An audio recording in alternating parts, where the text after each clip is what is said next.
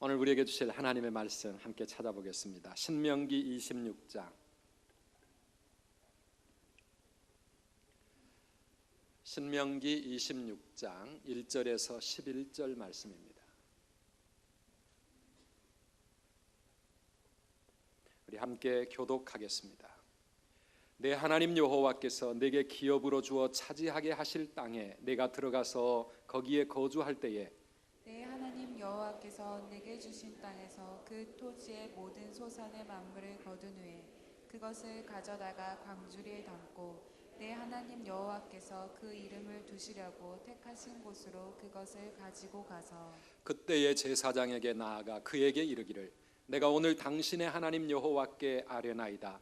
내가 여호와께서 우리에게 주시겠다고 우리 조상들에게 맹세하신 땅에 이르렀나이다 할 것이요. 제사장은 내 손에서 그 광주리를 받아서 내 하나님 여호와의 제단 앞에 놓을 것이며 너는 또 내 하나님 여호와 앞에 아뢰기를 내 조상은 방랑하는 아람 사람으로서 애굽에 내려가 거기에서 소수로 거류하였더니 거기에서 크고 강하고 번성한 민족이 되었는데 애굽 사람이 우리를 학대하며 우리를 괴롭히며 우리에게 중노동을 시키므로 우리가 우리 조상의 하나님 여호와께 부르짖었더니 여호와께서 우리 음성을 들으시고 우리의 고통과 신고와 압제를 보시고 여호와께서 강한 손과 편 팔과 큰 위엄과 이적과 기사로 우리를 애굽에서 인도하여 내시고 이곳으로 인도하사 이 땅 곧 젖과 꿀이 흐르는 땅을 주셨나이다. 여호와여 이제 내가 주께서 내게 주신 토지 소산의 만물을 가져왔나이다 하고 너는 그것을 내 하나님 여호와 앞에 두고 내 하나님 여호와 앞에 경배할 것이며 다 같이 내 하나님 여호와께서 너와 내 집에 주신 모든 복으로 말미암아 너는 레위인과 너희 가운데 거류하는 객과 함께 즐거워할지니라. 아멘. 할렐루야. 지금으로부터 약 400여 년 전 1620년에 영국에서 신앙의 박해를 받던 청교도들이 메이플라워라는 배를 타고 대서양을 건너서 미국 신대륙에 도착합니다. 그때 함께 새로운 땅에 신앙의 자유를 찾아왔던 사람들이 102명이었습니다.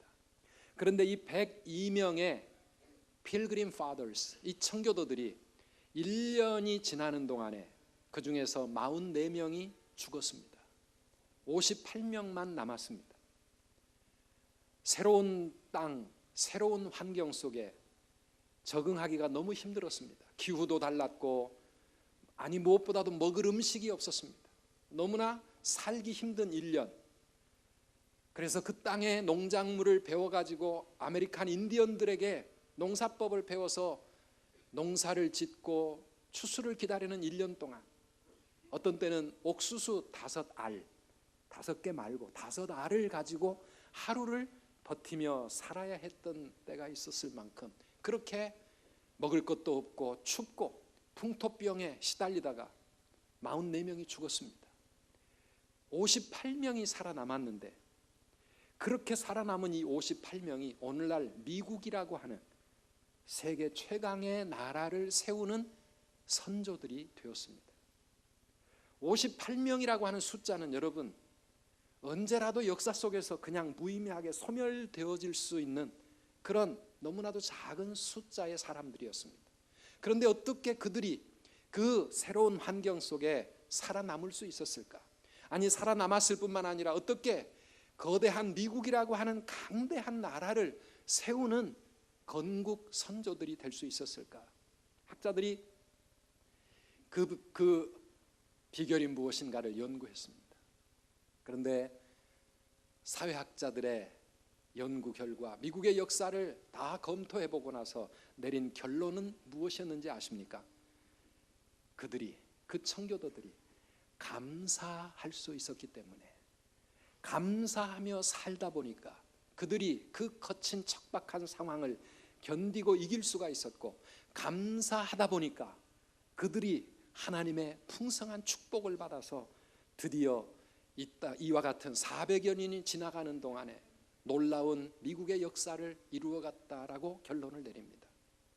비록 모든 것이 힘들고 어려운 상황 속이었지만은 그래도 신앙의 자유를 주셔서 마음껏 하나님을 예배할 수 있고 하나님을 바라보면서 새로운 삶을 시작할 수 있게 된 것에 대해서 감사하기 시작할 때 그 감사는 그들의 마음을 그래도 견딜만하게 만들었고 그 모든 어려운 고비를 이길 수 있는 힘을 주었고 그들의 마음에 행복한 마음, 기쁜 마음, 긍정적인 마음을 심어주면서 그 58명의 사람들이 마침내 역사의 창조적인 소수가 되는 그런 결과를 거두었다고 하는 것입니다. 만약에 그들이 자기들이 살아가는 그 삶의 현장에서 원망하고 불평하고 낙심하고 절망하며 살았다고 하면 그 58명은 역사 속에 흔적도 없이 그만 사라지고 말았을 것입니다. 사랑하는 여러분, 감사라고 하는 것은 그처럼 놀라운 힘이 있습니다. 감사는 하나님의 무궁무진한 축복을 우리의 삶에 불어오는 그러한 신비한 단어입니다. 감사는 우리의 마음을 행복하게 만들어줍니다. 감사는 우리의 마음을 긍정적인 마음으로 갖게 해줍니다. 감사는 힘들고 어려운 고비를 이기고 나아갈 수 있는 용기와 힘을 주는 것입니다. 감사는 결국 우리의 삶에 놀라운 하나님의 은혜와 사랑과 축복을 불러오는 축복의 단어인 줄 믿으시기를 바랍니다. 그래서 오늘 우리 추수감사절을 맞이했는데 그동안에 감사하지 못하고 살았던 우리의 지난날을 하나님 앞에 회개하면서 우리의 마음에 큰 감사가 회복되는 시간이 되기를 주님의 이름으로 축원합니다. 우리 한번 감사합니다. 한번 하나님 감사합니다 고백해 봅시다. 하나님 감사합니다. 하나님 감사합니다. 정말 감사합니다. 예, 감사의 마음으로 채워지는 이 아침 되기를 바랍니다.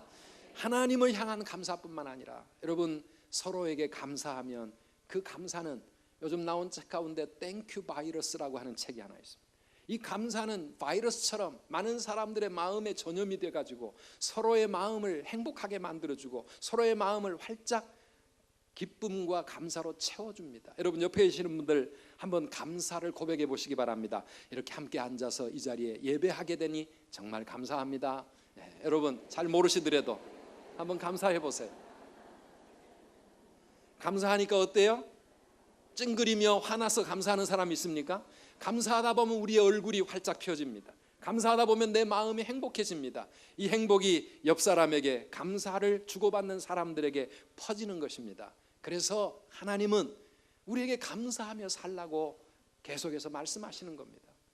이스라엘 백성들이 애굽을 떠나 광야 40년의 광야의 삶을 마치고 가나안 땅에 들어가게 되었을 때 하나님께서는 이 이스라엘 백성들로 하여금 어떻게 하면 감사를 배우게 할까?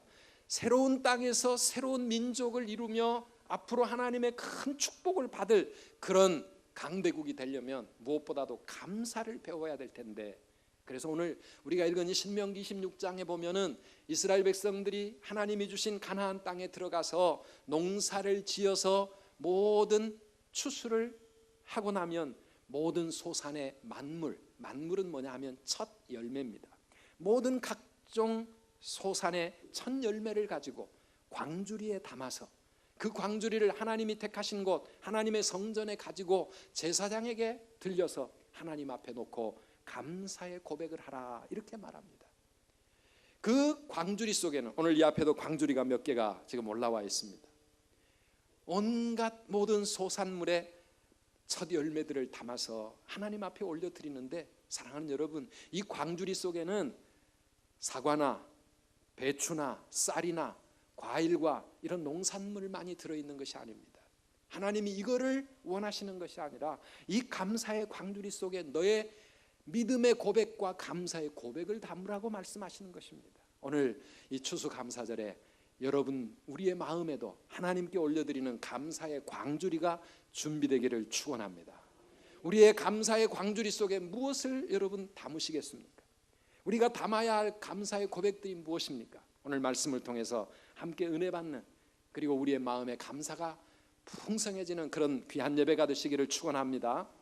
첫째는 이 감사의 광주리에는 지나간 과거를 기억하며 하나님께 감사하는 감사의 고백이 담겨 있습니다. 오늘 본문 5절부터 9절까지의 말씀을 쭉 보면은 이스라엘 백성들이 하나님 앞에 감사의 예물을 가지고 와서 감사의 예배를 드리면서 무엇보다도 첫째, 나의 지나온 삶을 돌아보면서 우리가 본래 어떤 사람이었는지, 우리 조상들이 누구였는지 이거 생각하며 하나님 앞에 감사하라, 그런 말입니다. 우리의 조상들은 본래 방랑하는 아람 족속이었습니다. 야곱을 말합니다. 이스라엘 12지파의 조상인 야곱은 아람 땅을 방황하며 살아가던 그런 나그네 인생이었습니다. 그런데 하나님께서 그런 방랑하는 아람 민족이었던 이스라엘의 조상들을 하나님의 백성으로 택하여 주셨다고 하는 것 생각할 때 하나님 앞에 감사하지 않을 수가 없다는 것입니다. 우리는 원래 소수인으로서 애굽에 내려가서 애굽에 살았습니다. 야곱의 이 식구들 75명이 애굽에 내려갔었습니다. 그런데 그 애굽에서 그 75명이 시간이 흘러가면서 크고 강대한 민족을 이루었습니다. 번성하게 되었습니다. 이거 생각하니까 하나님 앞에 너무 감사하다 이겁니다. 애굽에서 그들은 어떻게 살았습니까? 애굽 사람들에게 압제와 핍박을 받으며 중노동에 시달리며 고통스러운 종으로 살았는데, 그런데 하나님께서 하나님의 은혜로 이 이스라엘 백성들을 애굽에서 건져주시고 여기에 이렇게 가나안 땅에 자유로운 새 나라를 세워주신 것을 생각할 때 하나님께 감사하게 된다는 것입니다. 그래서 사랑하는 여러분, 우리가 거두어들인 농산물 때문에 감사하기 전에 먼저 우리가 본래 어떤 사람이었는지, 우리 조상들이 어떻게 살았는데 오늘 우리가 지금 이렇게 되었는지 우리의 지나온 과거를 돌아보며 하나님께 감사하는 날이 되시기를 축원합니다. 우리 과거를 모르면 감사도 모릅니다. 그러나 과거를 기억해 보면 감사할 일이 너무 많습니다. 우리 조상, 우리 민족은 어떤 사람들이었습니까? 멀리 가지 않아도 일본의 식민 통치를 받았던 그 강점기 때 우리는 열심히 일했던 모든 것 다 빼앗겼었습니다. 우리 말도 못하게 되었습니다. 우리 이름도 빼앗겼습니다. 여자들은 정신대로 끌려갔습니다. 하나님을 섬기고 예배하기 위해서 교회에 모여도 먼저 신사에 절을 하는 신사 참배를 하게 만들었었습니다. 만약에 지금도 우리가 그렇게 살고 있었다면 얼마나 끔찍한 인생입니까? 그런데 하나님의 은혜로 그러한 모든 것들이 과거로 지나가 버리고 오늘 우리에게 이토록 자유와 평화를 주신 것 생각할 때 여러분 하나님께 감사하시기를 바랍니다. 6.25 전쟁이 일어나서 온 나라가 다 폐허가 되어버렸습니다. 정말 세계에서 제일 가난한 거지 같은 그런 나라였습니다. 예수 믿는 사람, 공산당 다 총살을 시키고 죽였습니다. 그런데 그런 전쟁을 이기고 오늘 우리에게 이처럼 평화로운 나라에서 마음껏 하나님을 예배하게 해주신 것 생각하면 하나님 앞에 감사하지 않을 수가 없습니다. 가난했던 우리의 지난 날들을 생각해 보면 오늘 우리의 삶에 주신 하나님의 은혜를 기억하고 감사하게 됩니다. 사랑하는 여러분, 보릿고개를 넘어가며 정말 먹을 것이 없어서 힘들게 살았던 그런 우리의 지나온 세월들, 우리 원로 목사님 옛날 얘기하셨던 그 옛날 변소 말이죠. 똥통 뭐 그런 데 살던 거 생각해 보면 요즘 화장실에 앉아서 어찌 우리가 감사하지 않을 수 있겠는가 하는 것입니다. 지나온 과거를 기억하면 오늘 우리의 삶에 감사할 일들이 너무 많은 거예요. 제가 대학을 다니다가 입주 아르바이트를 하면서 살았는데 언젠가 이 치킨이 너무 먹고 싶은 거예요. 닭고기, 닭튀김 이거 좀 먹었으면 좋겠는데 그 집에서 나와가지고 학교 가기 위해서 버스를 타기 위해 걸어오는 그 길가에 어쩌면 그렇게 맛있는 냄새가 코를 찌르는데 너무 힘든 고학 생활을 하면서 그거를 못 먹고 며칠을 그냥 너무 힘들었어요. 그런데요, 꼭 먹고 싶은 거는 먹어줘야 되겠더라고. 그걸 못 먹었더니 그만 병에 걸렸습니다. 그래가지고 아주 몸살에 걸려가지고 얼마나 고생을 했는지 몰라요. 요즘 우리 청소년들 치킨, 피자 이런 거 너무 좋아합니다. 제 아들 치킨 2마리 시켜줘도 혼자 앉은 자리에서 다 먹어 치우는. 그런데요, 저는 아들이 그렇게 치킨 먹는 거 옆에서 보기만 해도 너무 행복해요. 그런데 마음 한편에 이런 생각이 듭니다. 저놈이 저 치킨을 마음껏 먹을 수 있다는 것이 얼마나 감사한지 감사를 알까. 여러분, 지나온 과거를 우리가 기억하지 못하면 감사할 수가 없어요. 감사를 몰라요. 사랑하는 여러분, 한번 따라할까요? 올챙이 시절을 잊지 맙시다. 개구리가 올챙이 시절을 잊어버리면 자기가 올챙이였다는 것을 모르는 거예요. 그러니까 마음대로 교만해지고 자기 혼자 잘난 줄 알고 살아가는데, 개구리 올챙이 시절을 잊어버리면 안 되는 겁니다. 사랑하는 여러분, 하나님은 우리에게 잊지 말라고 말합니다. 우리 신명기 8장 12절 이하의 말씀 같이 읽어보실까요? 내가 먹어서 배부르고 아름다운 집을 짓고 거주하게 되며 또 내 소와 양이 번성하며 내 은금이 증식되며 내 소유가 다 풍부하게 될 때에 내 마음이 교만하여 내 하나님 여호와를 잊어버릴까 염려하노라. 아멘. 하나님 걱정이 그거였습니다. 가나안 땅에 들어가서 배부르고 등 따시고 살만하게 되었을 때, 아름다운 집을 짓고 재물이 늘어가고 그렇게 하나님 앞에 복을 받게 되었을 때, 그때 마음이 교만해져서 모든 것이 너무 당연한 줄 알고, 아니면 내 힘으로 내 실력으로 이렇게 모든 것을 얻은 줄 알고 착각할까 하나님은 걱정이 되시는 겁니다. 내 하나님 여호와를 잊어버릴까 염려하노라. 여러분, 우리의 지금 누리는 이 모든 축복 속에서 하나님의 은혜를 잊지 마시기를 주님의 이름으로 축원합니다. 그래서 성경은 우리들에게 과거를 돌아보라고 말합니다. 지난 날을 잊어버리지 말라라고 말합니다. 우리 부모들은 어떻게 살았었는지, 우리의 조상들은 어떤 사람들이었는지, 그거를 기억하면 오늘 우리가 감사하지 않을 수 없다는 것입니다. 그래서 우리는 과거를 생각할 수 있는 시간들을 가끔 가질 필요가 있어요. 옛날에 내 삶을 한번 돌아볼 필요가 있습니다.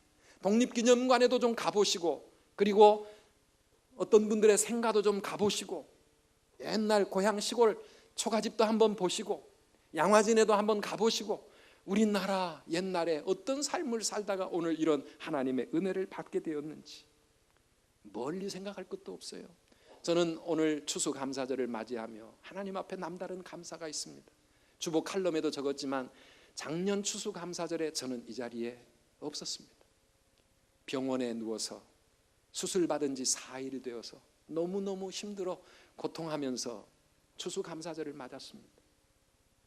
하나님 앞에 함께 성도들과 모여서 예배하는 이 영광스러운 예배를 아마 평생 처음 빠져 병원에 누워서 내 눈 주의 영광을 보내 혼자 아파하면서 그렇게 예배드렸던 것이 바로 작년이었습니다.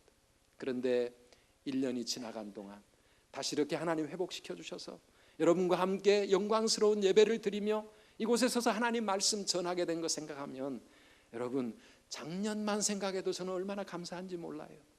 우리에게 지난 날을 돌아보는 감사가 풍성해지시기를 주님의 이름으로 축원합니다. 그 과거에서부터 하나님의 은혜, 하나님의 크신 능력으로 이스라엘 백성들을 가나안 땅으로 인도하신 것처럼 오늘 우리의 삶을 오늘 여기까지 인도해 주신 에베네셀의 하나님 생각하면서 감사의 고백이 풍성하시기를 주의 이름으로 축원합니다. 또 우리의 감사의 광주리에 담아야 될 것이 있습니다. 그것은 우리에게 하나님이 주신 땅에 대해서 감사하는 고백입니다. 감사절의 첫 고백은 사실 땅에 대한 고백으로 시작하고 있습니다. 3절에 보면은요, 광주리를 제사장 앞에 내려놓고 이런 고백을 먼저 하라고 그럽니다. 같이 읽어보실까요? 그때의 제사장에게 나아가 그에게 이르기를, 내가 오늘 당신의 하나님 여호와께 아뢰나이다. 내가 여호와께서 우리에게 주시겠다고 우리 조상들에게 맹세하신 땅에 이르렀나이다 할 것이요. 우리가 마침내 이 땅에 왔습니다. 9절에도 가보면은요, 그 땅에 대한 고백이 나옵니다. 읽어보실까요? 이곳으로 인도하사 이 땅 곧 젖과 꿀이 흐르는 땅을 주셨나이다. 아멘. 애굽에서 떠나서 광야를 거쳐 지금 가나안 땅, 하나님이 주신 이 땅에 왔다는 것입니다. 그런데 이 땅이 젖과 꿀이 흐르는 땅이라고 그들은 그렇게 고백하며 감사하고 있습니다. 여러분, 나일강이 흐르고 있는 애굽이 더 살기 좋겠습니까? 요단강 그 조그마한 땅, 조그마한 강이 흐르고 있는 그 좁은 땅, 이스라엘 땅, 가나안 땅이 더 복받은 땅이겠습니까? 객관적으로 보면은요, 이 가나안 땅은, 이스라엘이 있는 가나안 땅은 애굽과는 비교할 수 없을 만큼 척박한 땅입니다. 애굽은요, 비가 오고 말고 상관할 바가 없을 만큼 나일강의 거대한 물줄기가 온 땅을 흐르고 있기 때문에 거기에는 모든 것이 풍요합니다. 나일강의 기적, 나일강 인류 문명 발상지 아닙니까? 그곳에서 걱정 없이 그렇게 평야 속에서 살 수 있는 그 땅이 있는데 하나님은 가나안 땅에 이스라엘 백성들을 옮겨오셨어요. 가나안 땅은요, 이거는 비 안 오면 가물어 가지고 살 수 없는 땅, 농사짓기 너무 어려운 땅, 너무 척박한 땅이에요. 그런데 이스라엘 백성들, 유대인들의 고백이 무엇입니까? 이 가나안 땅은 젖과 꿀이 흐르는 땅이라 이겁니다. 그 땅이 얼마나 기름지면 여러분 그 땅에 젖이 흐르고 꿀이 흐를 수 있겠습니까? 이거는 말이 안 되는 말인데, 그런데 이스라엘 백성들은 그렇게 고백하며 사는 겁니다.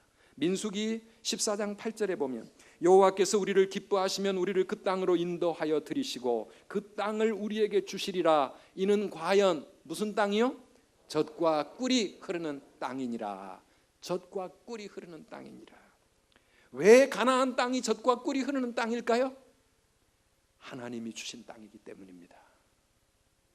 왜 가나안 땅이 젖과 꿀이 흐를 수 있을까요?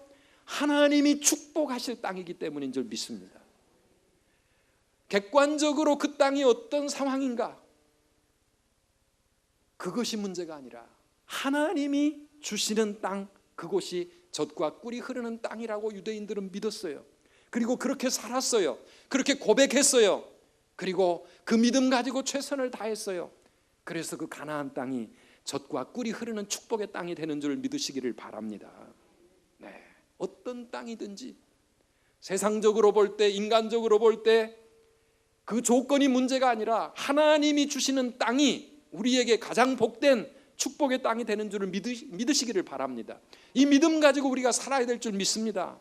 네, 여러분 지금 내가 서 있는 땅, 지금 여러분이 살아가고 있는 여러분의 그 땅, 하나님이 주신 땅이라고 고백하며 감사하시기를 바랍니다. 우리 감사절에 내게 주신 이 땅을 감사할 수 없다면 우리가 무엇을 가지고 하나님 앞에 무슨 감사를 할 수 있겠습니까? 유대인들의 지에서 탈무드에 보면 이런 말이 있습니다. 이 세상에서 제일 지혜로운 사람은 누구인가? 어떤 경우에도 배움의 자세를 가지는 사람이 세상에서 가장 지혜로운 사람이다. 세상에서 제일 강한 사람은 누구인가? 자신과의 싸움에서 이길 줄 아는 사람이 세상에 제일 강한 사람이다. 세상에서 가장 행복한 사람은 누구인가? 지금 내가 있는 그곳에서 이 모습 이대로를 감사하며 사는 사람이 세상에서 제일 행복한 사람이다 그랬습니다. 아멘이십니까? 네, 그렇습니다. 지금 내가 있는 이곳을 감사할 수 있을 때, 그때 우리의 마음은 행복해질 수 있고요, 우리가 있는 그 땅이 젖과 꿀이 흐르는 축복의 땅으로 그렇게 바뀌어져 가는 줄을 믿으시기를 바랍니다. 여러분, 우리나라에 대해서, 우리가 태어나서 자라고 있는 이 삼천리 반도, 한반도 이 땅에 대해서 하나님 앞에 감사해 보신 적 있습니까? 오늘 하나님 앞에 감사를 시작하시기를 축원합니다. 남의 나라보다 좁은 땅입니다. 70%가 산으로 덮여 있습니다. 지하자원 별로 없습니다. 그러나 사랑하는 여러분, 하나님이 축복하시면 이 땅이 젖과 꿀이 흐르는 땅이 되는 줄 믿고 사시기를 바랍니다. 같은 한반도 속에 북한 생각해 보십시오. 오히려 우리나라보다 지하자원 더 많은 곳입니다. 그런데 국민소득 2012년도에 783달러였습니다. 1인당. 우리 대한민국은 작년에 국민소득 GDP가 1인당 얼마였는지 아십니까? 23,679불이었습니다. 30배 차이가 납니다. 똑같은 땅인데 남과 북의 차이가 무엇이라고 생각하십니까? 정치인들이 정치를 잘했기 때문일까요? 사람들이 착했기 때문일까요? 남쪽에는 이 땅을 위해 하나님 앞에 부르짖고 기도하는, 하나님의 은혜와 축복을 사모하는, 하나님을 경외하고 하나님을 섬기는 믿음의 사람들이 있었기에 하나님은 이 땅을 긍휼히 여기시고 이 땅을 젖과 꿀이 흐르는 축복의 땅으로 만들어주시는 줄 믿습니다. 북녘 땅에는 그게 없는 겁니다. 하나님이 없는 곳, 그곳은 아무리 인간적으로 보면 조건이 좋아 보여도 그 땅은 젖과 꿀이 흐르는 축복의 땅이 될 수가 없습니다. 사랑하는 성도 여러분, 우리의 삶이 마찬가지입니다. 세상 사람들이 어떻게 보고 내가 어떤 조건 속에서 살아가든지 간에 하나님이 함께 하시면, 하나님이 축복하시면, 하나님이 내게 주신 곳이라면 그곳이 젖과 꿀이 흐르는 땅이 될 줄 믿고 살아가시기를 축원합니다. 제가 대학 다니면서 제가 어디 살 방이 없더라고요. 서울에 이렇게 많은 수많은 집이 있고 수많은 방들이 있는데 하나님, 나 하나 살 방 하나 안 주십니까? 하나님께 참 불평하며 방황했던 때가 있었습니다. 그런데요, 은혜를 받고 나니까, 깨닫고 나니까 하나님 앞에 감사할 수 있었습니다. 제가 그때 살아가던 곳이 어디였느냐 하면, 저는 제가 다니던 우리 외국어 대학 앞에 한 상가교회 사찰이었습니다. 상가교회, 거기에 당구장도 있고 술집도 있고 화장실, 얼마나 지저분하고 냄새납니까? 그 화장실 옆에 지하 창고, 내려가는 계단을 따라 내려가면 창문 하나 없는 곳에 스티로폴을 깔고 거기에 장판을 깔고 거기 살았는데요. 그런데요, 은혜를 받고 나니까 그곳이 얼마나 은혜로운 하나님과의 만남의 시간, 축복의 방이었는지 몰라요. 지금도 그때 생각하면 그때가 지금보다 제가 더 영적으로 충만했던 것 같아요. 얼마나 감사가 넘쳤는지. 사랑하는 성도 여러분, 그런데 제가 오늘 이런 삶으로 살아가도록 하나님이 저의 삶을 그렇게 젖과 꿀이 흐르는 축복의 삶으로 인도해 주셨습니다. 여러분, 이것이 하나님의 신비한 은혜입니다. 사랑하는 성도 여러분, 한번 따라 하실까요? 감사는 환경에서 나오는 것이 아니라 환경에서 나오는 것이 믿음에서 아니라 나오는 것입니다. 믿음에서 나옵니다. 아멘이십니까? 아멘. 환경 때문에 감사할 수 있는 거 아닙니다. 돈이 많다고, 좋은 집 산다고, 모든 것이 부족함이 없다고 감사합니까? 그게 아닙니다. 믿음으로 하나님 은혜 깨닫고 하나님이 나와 함께 하시는 줄 믿고 하나님이 나를 사랑하신다는 그 고백이 나오면 우리가 어디에 서 있든지 우리는 감사하며 살아갈 수 있을 줄 믿습니다. 네, 여러분, 하나님이 여러분에게 주신 여러분의 땅에 대해서 감사하시기를 축원합니다. 남의 땅 바라보며 부러워하고 내 땅이 그보다 못한 것 불평하고 원망하며 사는 사람은 행복할 수 없어요. 여러분, 남의 남편 보고 부러워하십니까? 그러면 행복하지 않습니다. 남의 마누라 보고 늘 부러워 사는 그런 남자들이 있습니까? 아닙니다. 내게 주신 남편 감사하시기 바랍니다. 내게 주신 아내 하나님이 주신 줄 믿고 하나님, 이 땅이 젖과 꿀이 흐르는 땅 되게 해주세요. 젖과 꿀이 흐르는 축복의 땅으로 믿음으로 그렇게 만들어 가시기를 바랍니다. 우리 자녀들, 젊은이들, 여러분의 가정, 여러분의 집안, 여러분의 부모 불평하지 마십시오. 남의 집안이 행복할 것 같고 남의 부모가 좋은 부모 같고, 아니요, 하나님이 주신 여러분의 땅에 감사하시며 살기를 바랍니다. 부모들도 마찬가지입니다. 남의 자식이 부럽습니까? 아닙니다. 내 자식 하나님이 주신 나의 땅이라 생각하시고 그 땅을 축복하며 거기서 감사하며 살다 보면 그 땅이 젖과 꿀이 흐르는 축복의 땅 될 줄 믿으시기 바랍니다. 남의 인생이 부럽습니까? 아닙니다. 하나님이 내게 주신 내 인생, 이 인생으로 감사하시면 젖과 꿀이 흐르는 축복의 인생 될 줄 믿으시기를 바랍니다. 언제나 감사하며 사십시오. 그래서 이스라엘 백성들은 우리에게 주신 땅을 하나님께 감사하면서 젖과 꿀이 흐르는 땅 나를 인도해 주셔서 감사합니다. 그렇게 감사하다 보니까 그 땅이 젖과 꿀이 흐르는 땅이 된 겁니다. 이 감사의 고백 여러분의 광주리에 오늘 담으시기를 축원합니다. 세 번째, 이 광주리에 담겨지는 감사는 무엇입니까? 내가 수고해서 얻은 이 모든 것들에 대해서 하나님께 감사하는 감사의 고백을 담았습니다. 어떤 왕이 어느 날 밥을 먹는데 너무너무 음식이 맛있는 거예요. 그래서 너무 기분 좋게 행복하게 식사를 마치고 요리사를 불렀습니다. 내가 너 덕분에 오늘 너무 기분이 좋고 행복했다. 내가 너에게 큰 상을 내리고 싶다. 그랬더니 요리사가 하는 말이, 왕이시여, 상을 받아야 할 사람은 내가 아닙니다. 나에게 좋은 재료를 공급해 준 저 야채 장수가 상을 받아야 됩니다. 그래 왕이 생각해 보니까 그런가 싶어가지고 야채 장수를 또 오라 그랬습니다.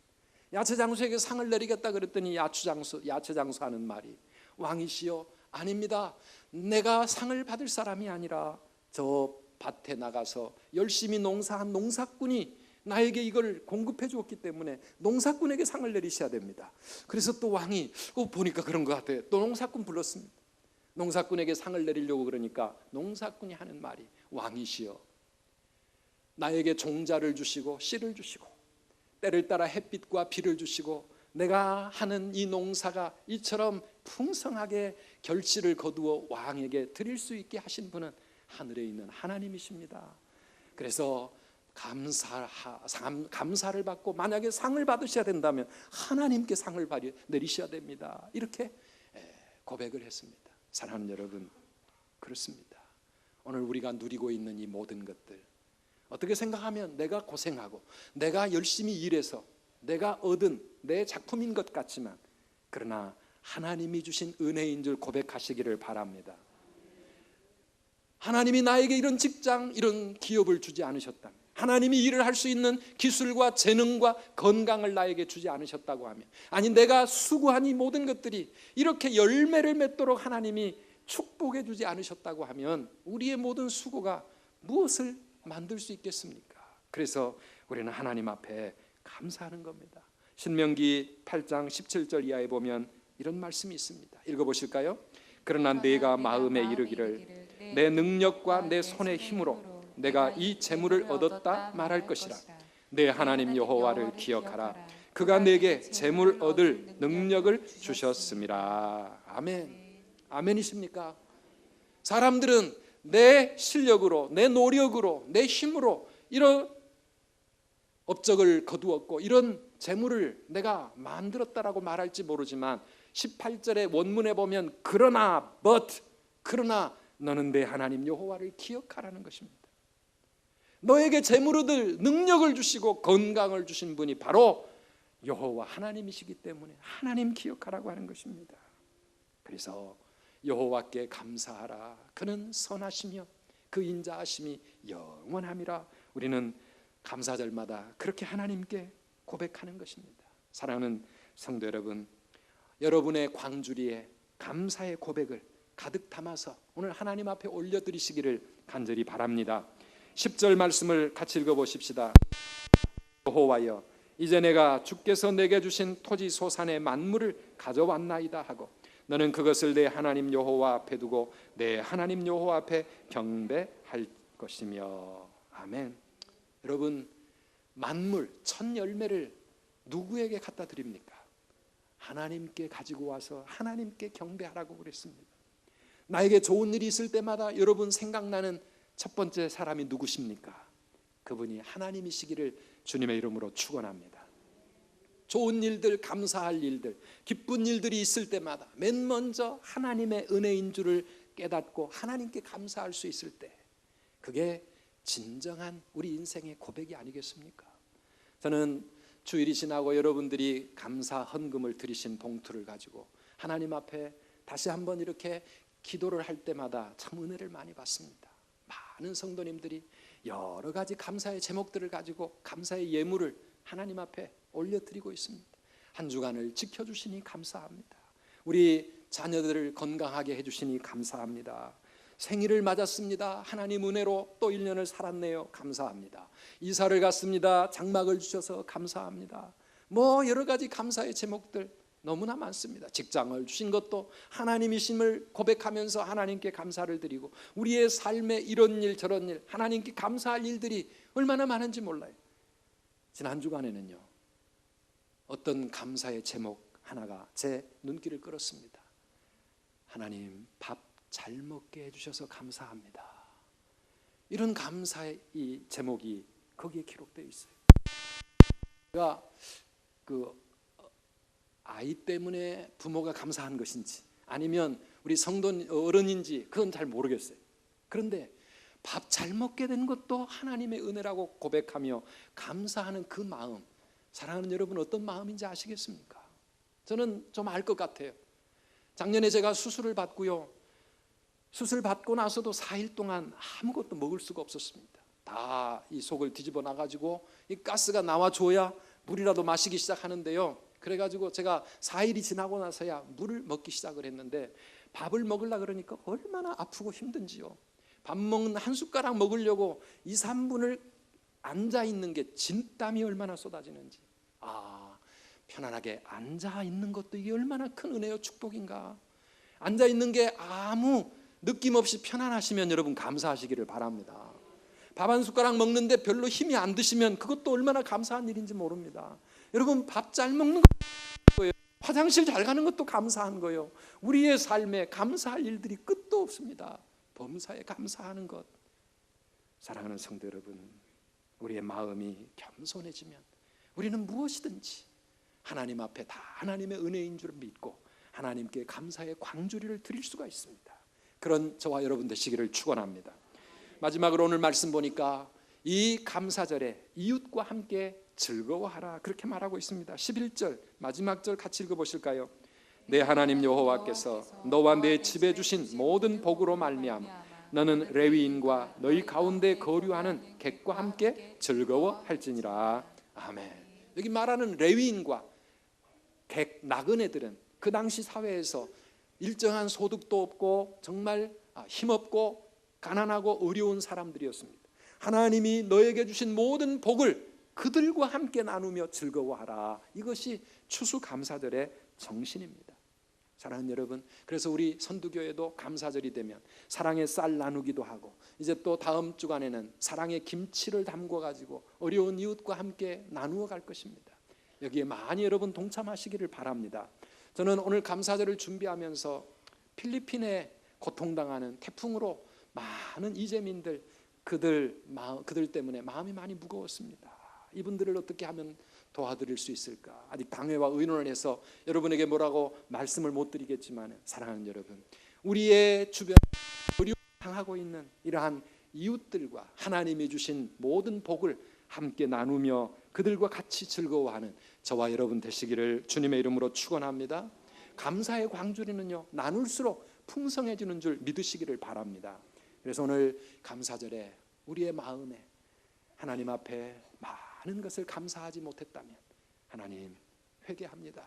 하나님 앞에 고백하면서 우리의 남은 생에 감사하며 살아가도록 마음에 다시 한번 결단하는 저와 여러분 되시기를 주의 이름으로 축원합니다.